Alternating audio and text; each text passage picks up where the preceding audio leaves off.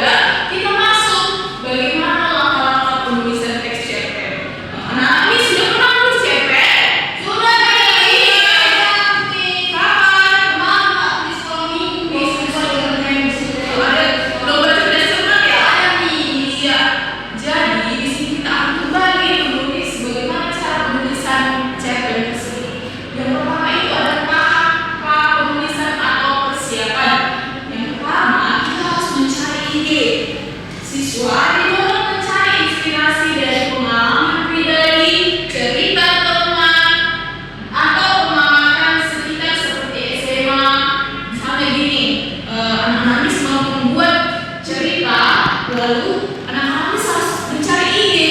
Idenya dari mana? Bisa lewat pengalaman si Ravena. Misalnya si Ravena pergi liburan. Bisa lewat cerita si Ezra yang ada di sekolahnya, begitu. Ada pengalaman di sekolah. Jadi begitulah. Ada ide yang timbul di benak anak-anak ini yang ingin dibuat ke dalam teks cek. Jadi langkah utamanya itu harus ada idenya dulu, ya, oke?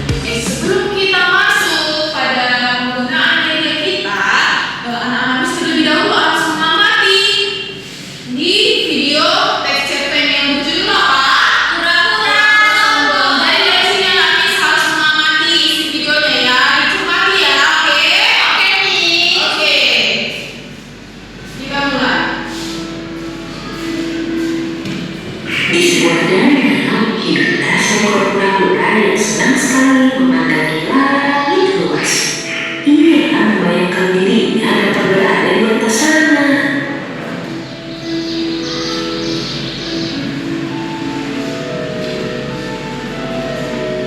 Apa indahnya langit itu? Ada yang bisa terbang di atas sana. Hingga di dalam sepuluh yang berat ini, aku merambat jalanku. Aku tidak suka. Kemudian ia melihat sepasang burung merpati di pinggiran danau dan terlintas ide untuk meminta bantuan mereka. Sekarang bergerak. Aku bisa melihat dari atas. Mereka berkali akan membantu mereka ya.